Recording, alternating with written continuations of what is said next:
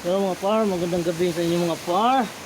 So, lumakas na naman yung hangin mga par. So kahapon pala mga par, signal number 1 dito sa amin. So dito naglandfall pala yung bagyo kahapon. So ngayon, yung bagyo, ngayon pala maglandfall yung bagyo sa Davao to Job, no? Sa Davao. So itong lumakas na hangin, baka ito na yung mga par. Naglandfall na yung bagyo doon sa Davao. So sana mag-ingat yung tayong lahat mga par. So sana nasa mabuti kayong lugar o ligtas kayo dyan. So sana yung mga pan, yung nasa malapit na sa dagat mga par, tignan na lang natin yung dagat kung ano man yung lakad ng panahon mga par. Kasi ngayon lumakas na naman yung hangin mga par. So kanina pala may nangisda pala mga par. So hindi ko pa na-upload kasi nag-burn out kanina. At hindi ko pa na-edit pala kasi nag-burn out. Kaya hindi ko na upload, dapat kanina pa yung na-upload ko. Nung pumunta kami doon sa may Tunasan saka sa isdaan, yun, hindi ko na-upload yun kasi gawa na nag-burnout. So ngayon lang kailaw mga par.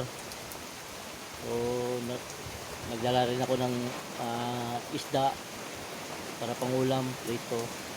Saka ito pala yung kuha ng pinsan ko mga par, kasi pumunta rin sila sa Unasan mga par. Yan. So ito tawag namin dito kay mga par. Kay. Yan. Tagipis. Yan, tagipis oh. Kay mga par, kay.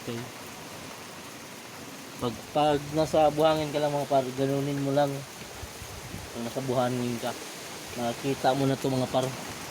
Makikita mo na yan.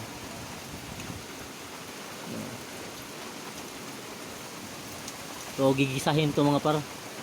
Gigisahin to. Ito hindi na kuhan pa, puluan lang to.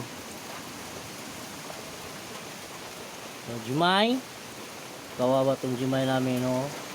Yung mata niya na iwan ko na paano to. Yan, no. Nagkakuhan yung mata niya. Siguro kinalmot nito ng pusa. Siguro. Kasi nung paglabas ko kanina, nung pag-uwi ko, ganyan na yung mata niya.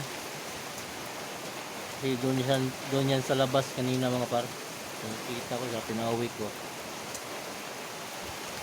So, ganyan na yung mata niya. Namaga. Kung inampas naman to, sana yan siguro nagkabukol. Hindi naman hinampas. So siguro kinalmot lang to ng pusa. Jimay, okay ka lang? So dyan na lang talaga siya mga par. Kahit nung bata pa siya, nasanay nang umupo dyan sa upuan. Kung hindi dyan, dito sa upuan na to mga par, na madilim. So may tulo. So umulan na mga par. So lalabas sana ako kanina nung paglakas ng ulan, ng hangin, umulan na. So dito na lang ako mga par. Dito na lang ako nag-vlog. So yun lang.